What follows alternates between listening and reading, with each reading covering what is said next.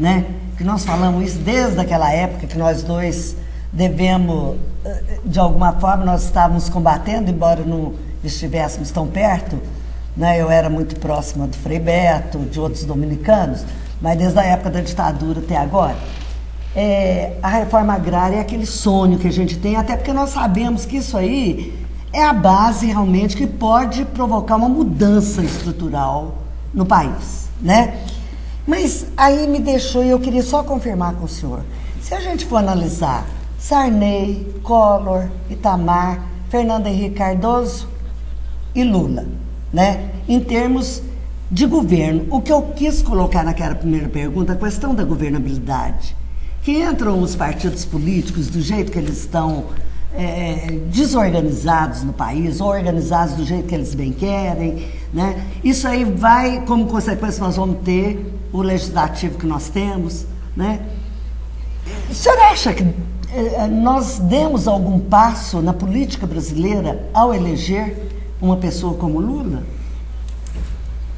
Eu acho que não foi só a eleição do Lula. Foram vários passos. Um deles, eu estou meio preparado para isso, porque me pediram uma colocação sobre as organizações camponesas em luta pela terra. Nós temos aqui um verdadeiro arsenal revolucionário que ganhou muito ultimamente. E olha, congrega tudo: camponês, negro, indígena. Aliás, aquela Assembleia de 2000, celebrando a assim dita descoberta que os índios celebraram em Coroa Vermelha, na Bahia. O nome da Assembleia, puxada pelos povos indígenas, eram 3.000. Representantes de todo o Brasil, coisa que nunca houve na nossa história, desde a Confederação dos Tamoios.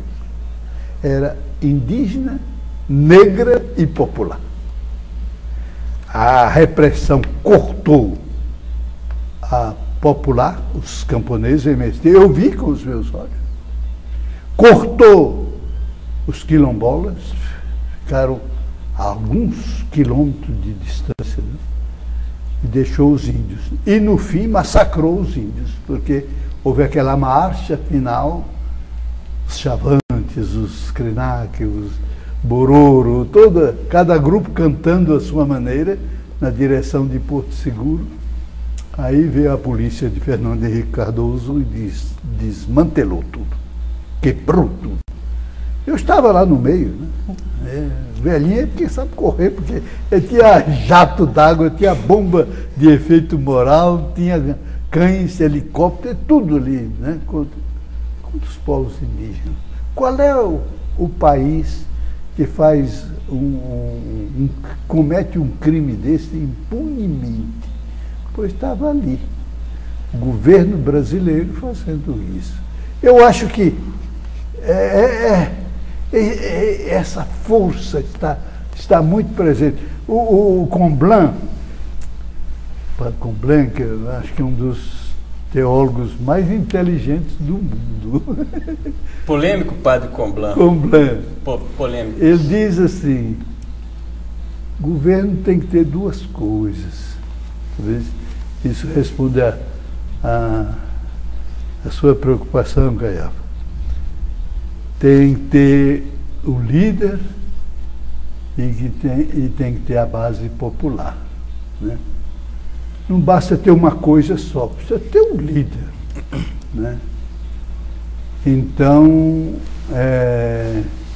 eu acho que aqui a expectativa é justamente porque colocou um líder e que continua afinado com essa base, mas até certo ponto só, né? Essa avaliação vai ver que ele não sabe ainda que a base já está segurando as pontas, né?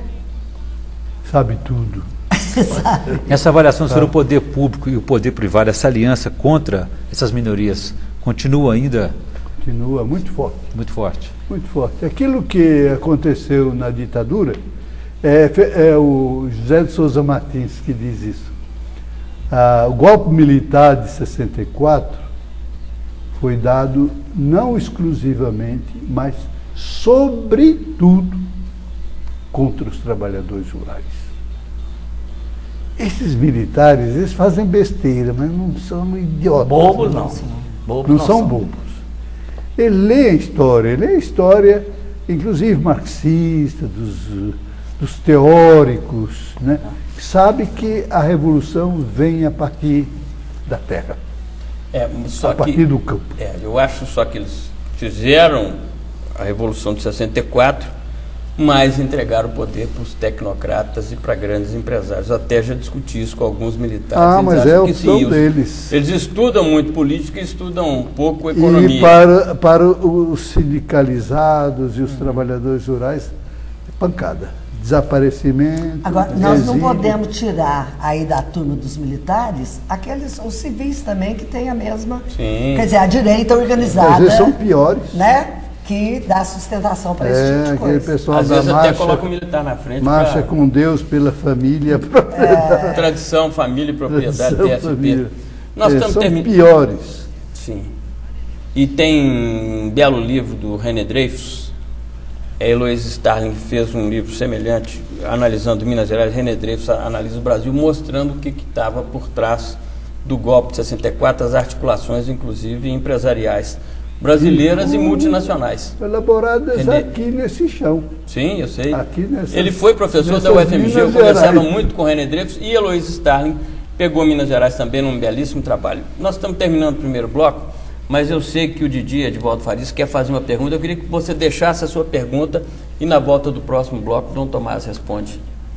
Pois não. Dom Tomás, o senhor mencionou a Constituição. Eu, de uns dias para cá, resolvi andar sempre com um exemplar dela, que o brasileiro completamente esqueceu. Isso aqui devia ser a Bíblia, o livrinho de cabeceira de todos os brasileiros. Que, embora não seja uma Constituição ideal, mas eu considero uma boa Constituição. No capítulo dos direitos e deveres individuais e coletivos, uma pena que isso quase tudo seja letra morta, porque os direitos fundamentais estão aqui assegurados pela Constituição, não são cumpridos, né? Mas entre esses direitos consta aqui é garantido o direito de propriedade, e no item 23 do artigo 5º diz que a propriedade atenderá à sua função social. Tentando regionalizar. É a joia da Constituição. Isso aqui. Tentando regionalizar um pouco essa conversa, para o senhor responder, se não for possível, desse bloco no próximo. Aconteceu aqui esta semana, no município de Campo do Meio, lá perto da terra natal da Caiafa, no sul de Minas, uma reintegração de posse, que de uma forma assim totalmente absurda para quem lê a Constituição. Foi concedida a liminar em terras que estavam ocupadas por algumas famílias, terra que pertenceria a uma usina falida, e com a liminar de desapropriação de uma certa área de terra, mais de 300 policiais militares, não sei se tinha civis, invadiram as outras terras, os outros acampamentos, cerca de 3, onde estavam mais ou menos 40 famílias assentadas. Chegaram com tratores, com todo o arbítrio possível, destruíram toda a produção que estava para ser colhida, só de feijão eram cerca de 1.800 sacas que seriam colhidas brevemente. Destruíram tudo, naquela base de antigamente, nos tempos de 64, na violência, na ditadura.